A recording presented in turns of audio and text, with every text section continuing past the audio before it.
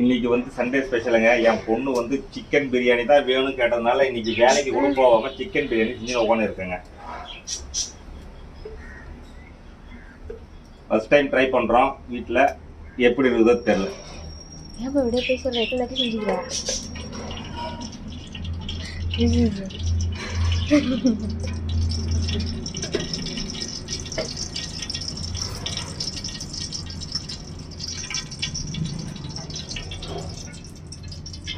எண்ணெய் நெய் சேர்த்துட்டேன், கொஞ்சம் சூடாகட்டும். ஆனியெல்லாம் கட் பண்ணி வச்சுட்டேங்க.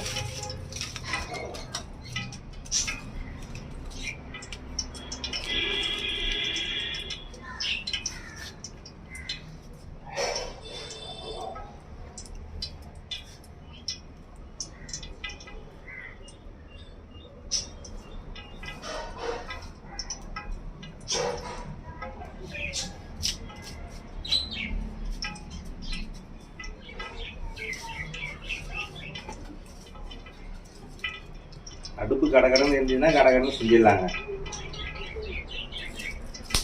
65 வேற போட்டு தரணுமா?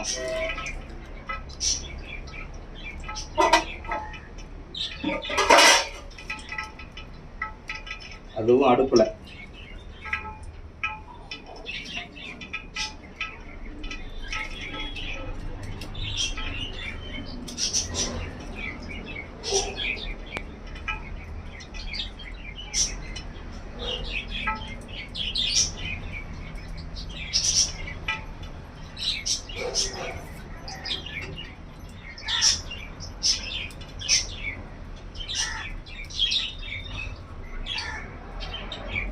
மணல் அடிக்கா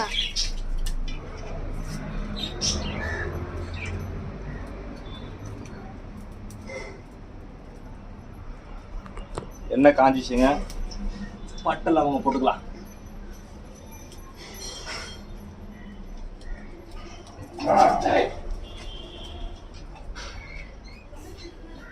பட்டை லவங்கம் கிராம்பு ஏலக்காய் எல்லாம் எடுத்து வச்சுருக்கேன் கொஞ்சம் கொஞ்சம்.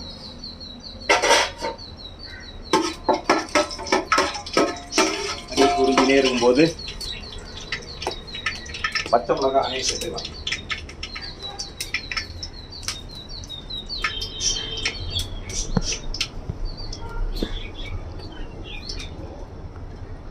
எங்கள் வீட்டில் இருக்கிறவங்களாம் காரம் நிறைய சாப்பிடுவாங்க. ஆனால் இந்த மிளகால காரம் இருக்காது. அதே நீங்கள் வீட்டில் இருக்கிறவங்க சொல்கிறாங்க.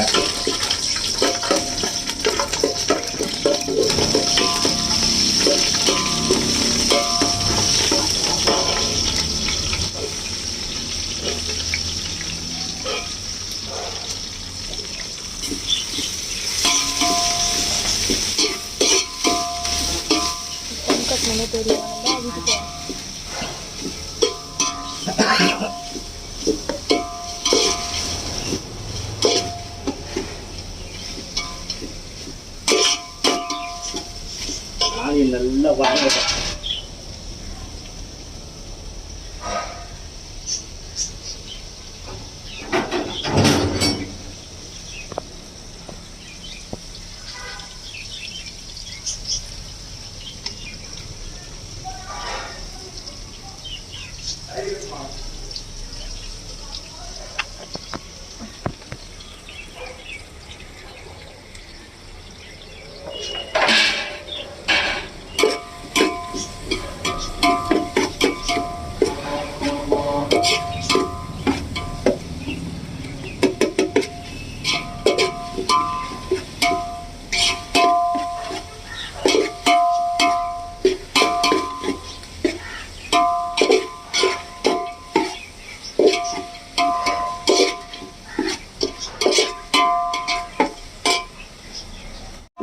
ஸ்டார்ட் பண்ணிட்டேன்.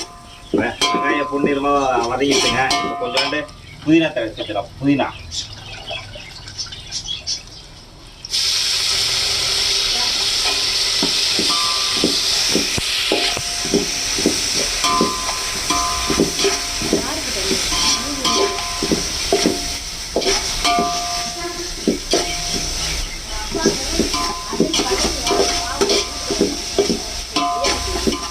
புதினா மல்லி சேர்த்துட்டு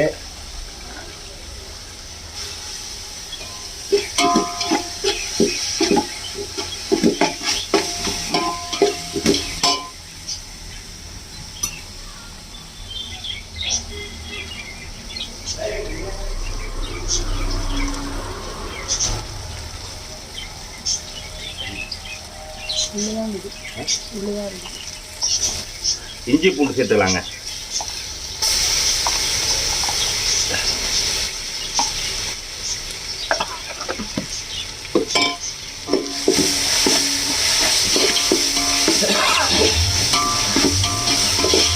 இஞ்சி பூண்டு சேர்த்த உடனே கொஞ்சம் அடி பிடிக்கிற மாதிரி இருக்கும். அந்த நேரத்தில் கொஞ்சம் தயிர் சேர்த்துக்கலாம்.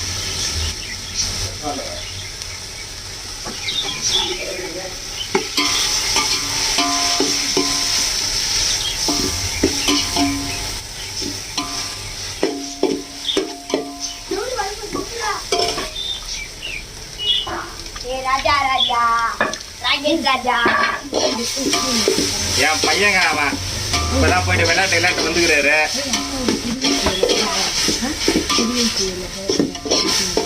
விளையாட்டு வந்து இப்ப வந்து தொலை கொடுக்குறாருங்க.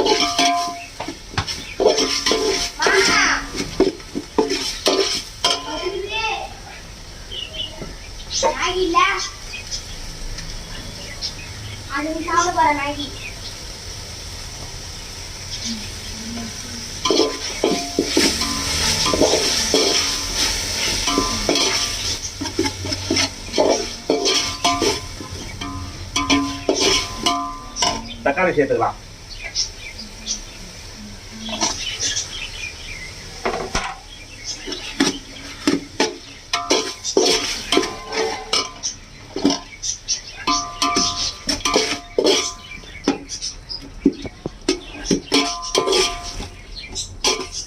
தக்காளி நல்லா வதங்கிறதுக்கு கொஞ்சோண்டு உப்பு சேர்த்துக்கலாம்.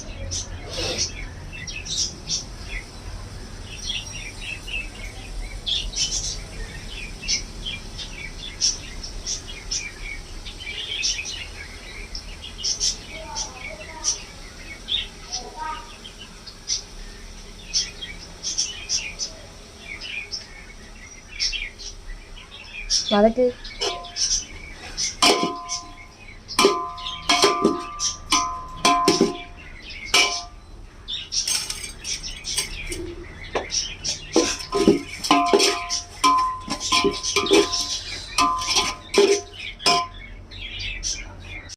இந்த ஸ்டேஜில் நம்ம சிக்கனை சேர்த்துக்குவோம்.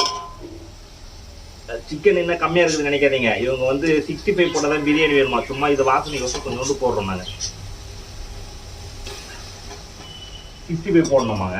அதனால சிக்கன் எடுத்துக்கிட்டாங்க.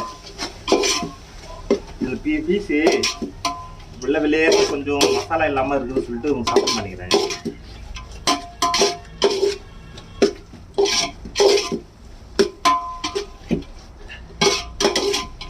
இந்த இடத்துல நம்ம கொஞ்சோண்டு காரத்தூள் சேர்த்துக்கலாம். தனி மிளகாய் தூள். நாங்கள் காரம் நிறைய சாப்பிடுவோம். உங்களுக்கு காரத்துக்கு ஏற்ற மாதிரி சேர்த்துக்கங்க.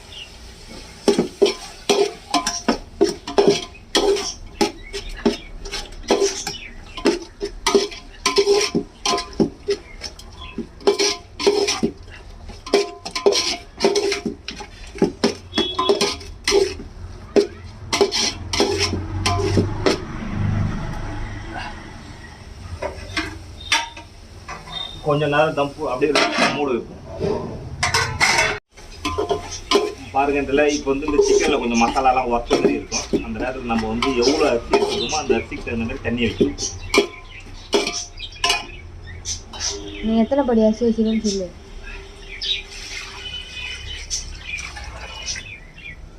ஒரு படிக்கு 1.5 படி தண்ணி வச்சுக்கிறேன்.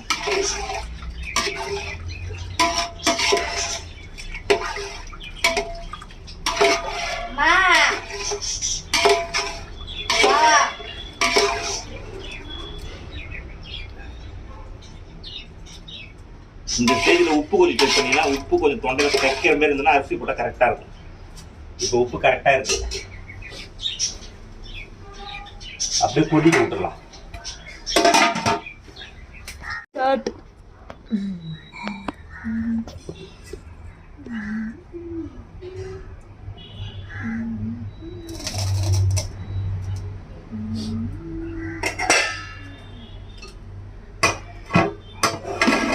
தண்ணி நல்லா கொதிச்சு வரும்போது நம்ம அரிசியை சேர்த்துக்கலாம். இப்போ பார்த்தீங்கன்னா இதில் நாங்களே ப்ரிப்பேர் பண்ண பிரியாணி மசாலா இருக்குது, அதை போட்டுக்கலாம். இதுதான் பிரியாணி மசாலா, நாங்கள் ப்ரிப்பேர் பண்ண பிரியாணி.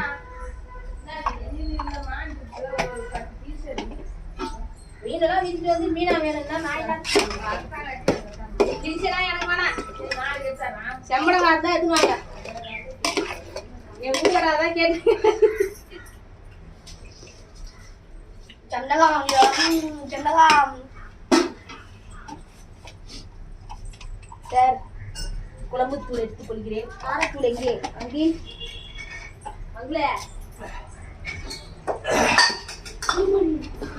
இந்த ஸ்டேஜில் சீரக சம்பா அரிசியை சேர்த்துக்கலாம். தண்ணிலாம் வடிகட்டி வச்சிருக்கிறேன்.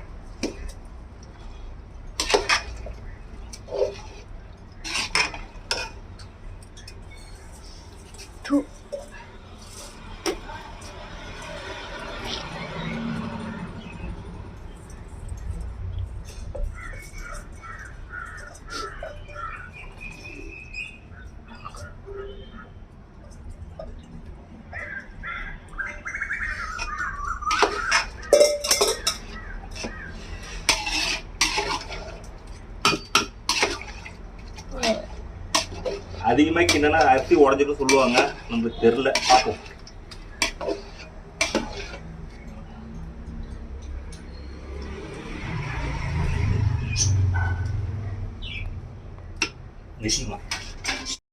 இந்த ஸ்டேஜில் கொஞ்சோண்டு கிண்டி விட்டுக்கலாம், கிளறிக்கலாம். ஏன்னா அடி பிடிச்ச மாதிரி இருக்கும், அதனால இந்த ஸ்டேஜில் கொஞ்சோண்டு கிளறி விட்டுருன்னா அது நம்மளுக்கு கரெக்டாகிடும். இந்த தம்மு கட்டுற ஸ்டேஜ் வந்துருச்சு. ஸோ அப்போ தீயெல்லாம் கம்மி பண்ணிடணும். தீயெல்லாம் கம்மி பண்ணிடலாம். இப்போ கொஞ்சோண்டு நெய் போட்டுக்கலாம்.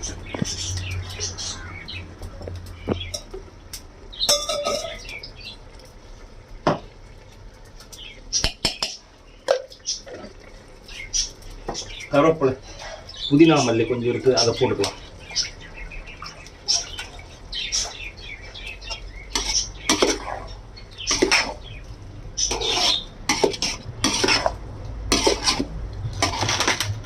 நல்லா பாருங்க, இந்த ஸ்டேஜில் அப்படியே நம்ம தம் கட்டிடலாம்.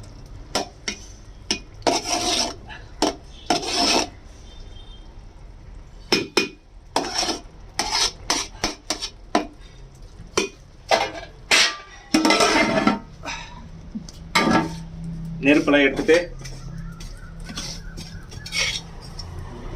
தம் போட்டுக்கலாம்.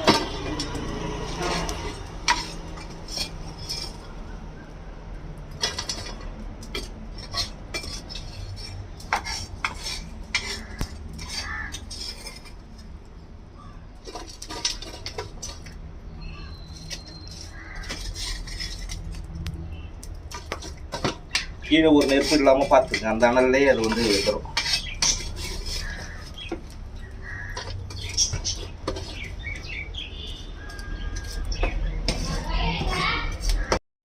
வாங்க இப்போ நம்ம பிரியாணி ரெடியேஷன் பார்க்கலாம். அப்படியே அழுங்காம தூக்குங்க, பக்காவா ரெடி ஆயிடுச்சு. சீரகசம்பா அப்படியே இப்படிக்கா ஒரு பெரட்டு.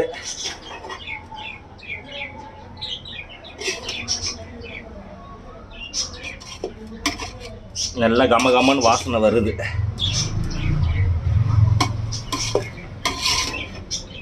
சண்டே ஸ்பெஷல் ஓகேவா பிரியாணி. ஓகே, இப்போ நம்ம இதை எடுத்துகிட்டு போயிடுவோம்.